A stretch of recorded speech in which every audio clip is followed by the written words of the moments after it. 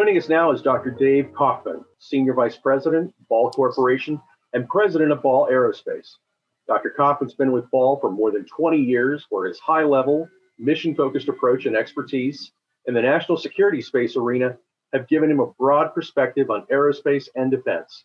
As President of Ball Aerospace, he nurtures the Ball culture through his understanding of the business, passion for customer mission success, and respect for the Ball team. We're fortunate to have him join us today and for Ball's sponsorship of this year's State of Space program. Dr. Kaufman, thank you for joining us. Hey, I'm glad to be here, Rich. From your perspective and experience as a space industry leader, how do you and Ball see the state of space in 2021? Well, it's pretty hard to look around the space industry and not be excited. And I think we're seeing a recognition that space is critical to so much of our lives. And as a result, we're getting an influx of interest and innovation and investment and new talent. Most of our major operations are here in Colorado, and we're just fortunate to be part of a vibrant space community. And we're just seeing growth all over in all kinds of missions. The lower cost of launches is really improving the accessibility of space, and we see space systems contributing to so much of our lives, making our lives better. We see forest fire monitoring and weather forecasting, air quality alerts, and moving into resource management, the kind of world problems of water scarcity and urban expansion.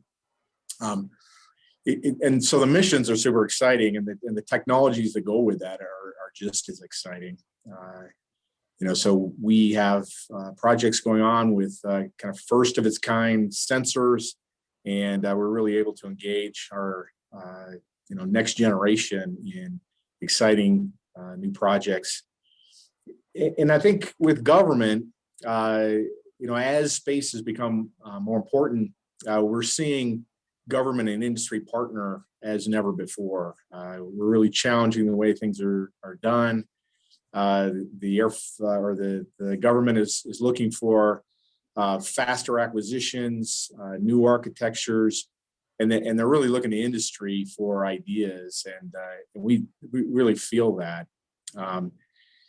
The government's looking for innovation from all types of companies, from large and small, and they're looking at new missions that are particularly interesting to us, of resilience and special sensors that allow kind of unprecedented global insight.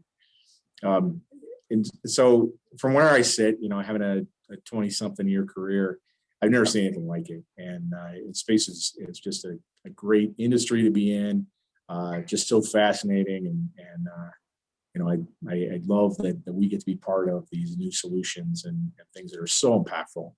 You talked about government as a partner and how exciting times are right now in the space community. We have a new administration and a new Congress that have already begun their terms of office. What do you think they need to know about the space industry for it to continue to be successful in 2021 and going forward? Well, I think first of all that they need to know that we're patriots. So we're in it to contribute to the nation.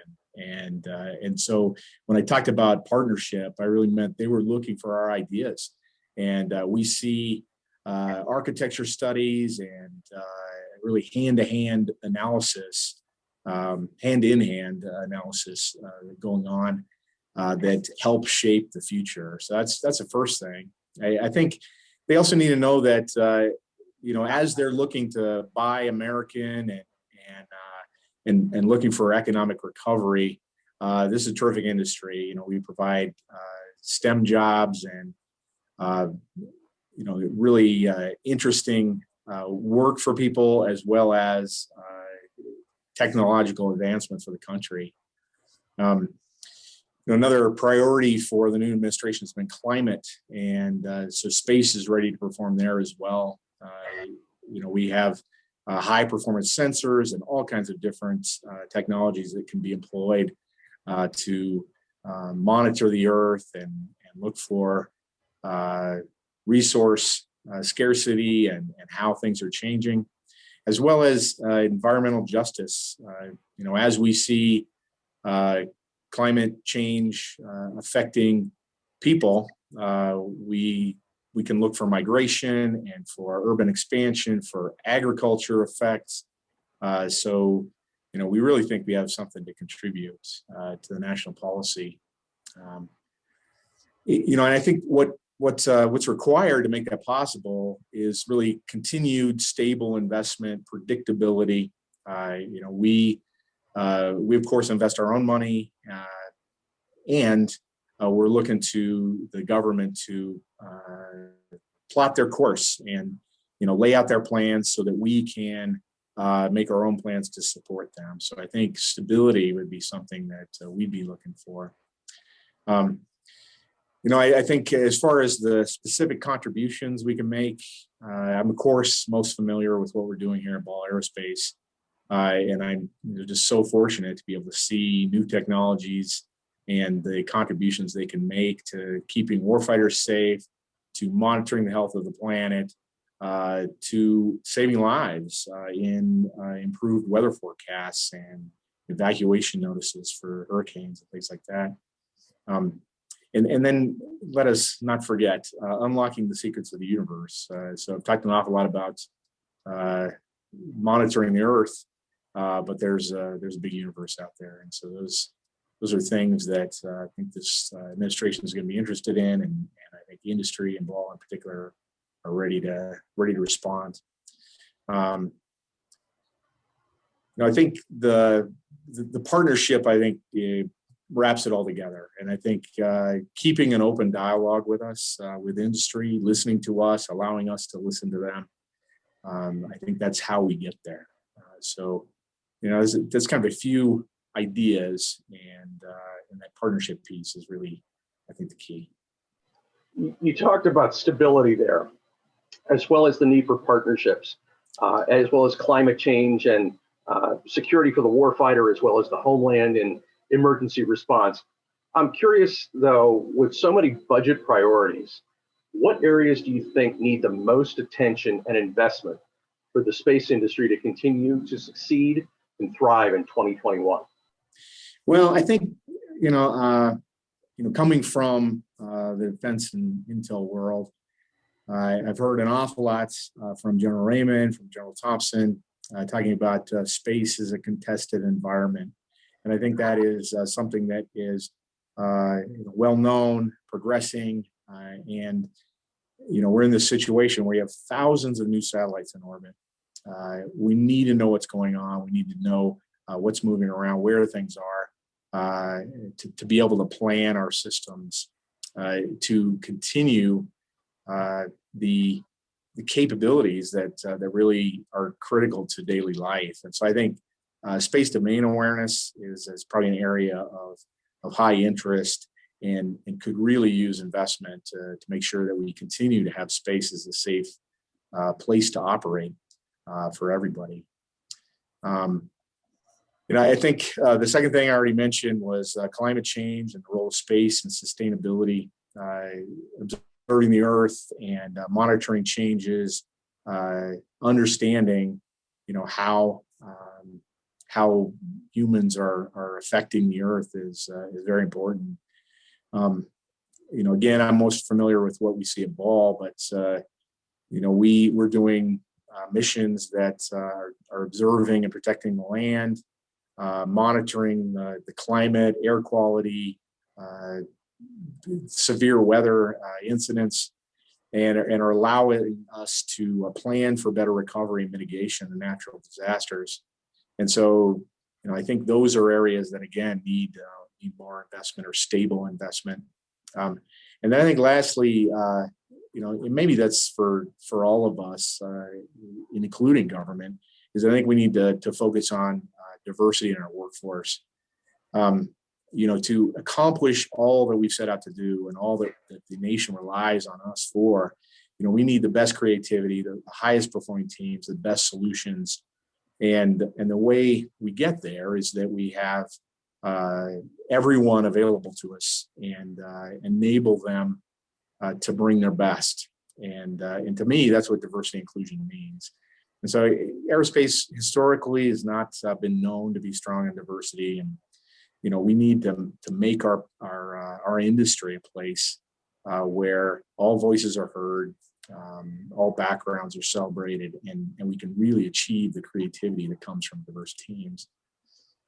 So I think, that will be involved in government investment, but I really think it is the whole industry pulling together to make sure that we have an attractive industry for all kinds of people to be interested in STEM careers, come out and be able to contribute to these missions. And so there's not really shortage of talent, but I think we need to attract that talent, recruit it, and bring those people in to help us achieve.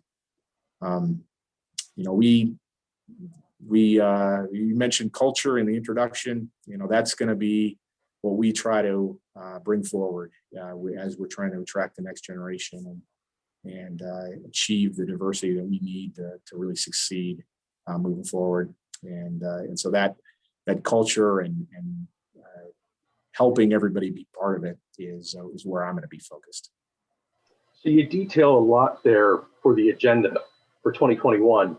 What do you think will be your company's biggest achievement in 2021? Okay.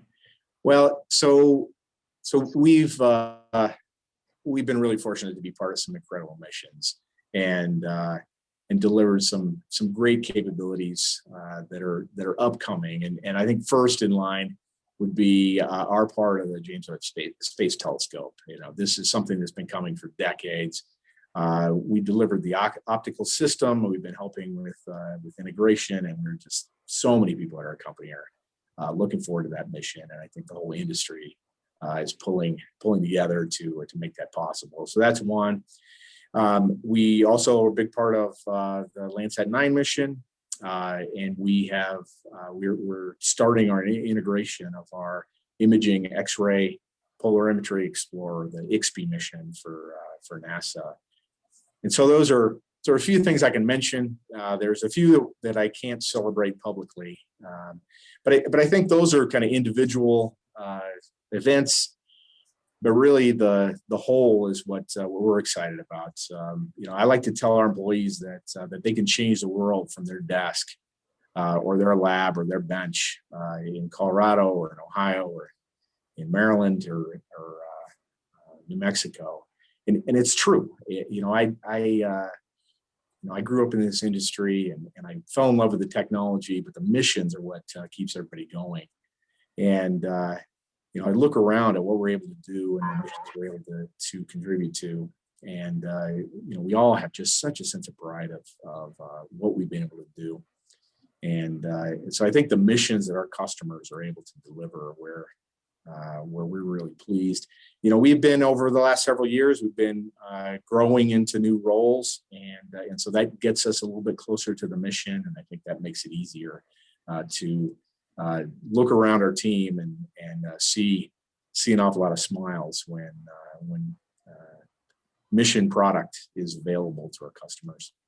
I think if we're looking at accomplishments, looking back to 2020, I think all of us accomplished a lot, making it through kind of such a tough situation, and going into 2021. We're really focused on thriving in the new reality that we find ourselves in. Things are different. They're going to be different, and we really asked a lot of our team, and they delivered. And so in 2021, I think we're going to try to capture what's been good about 2020 and really thrive.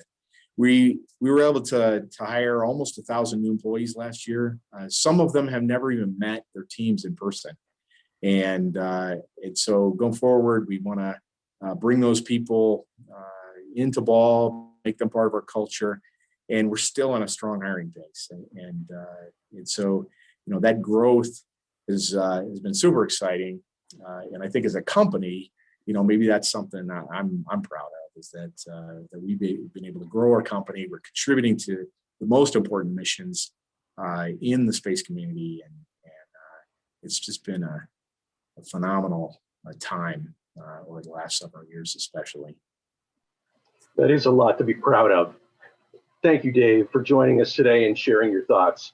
You and Ball have a lot to contribute to today's unfolding space renaissance, and we look forward to seeing even more achievements in the weeks and months to come. We really appreciate it, and we appreciate your support for today's program. Thank you. Hey, thanks very much, Rich. Glad to be part of it. Looking forward to the comments of the other panelists. And, I think like we started out, space is an exciting business to be in right now. And I'm excited for the new people coming into it. We all have a responsibility to inspire them and bring them into something even better than we joined. That we do. Dave, thank you. And we'll be back in a moment with more for our State of Space 2021 program.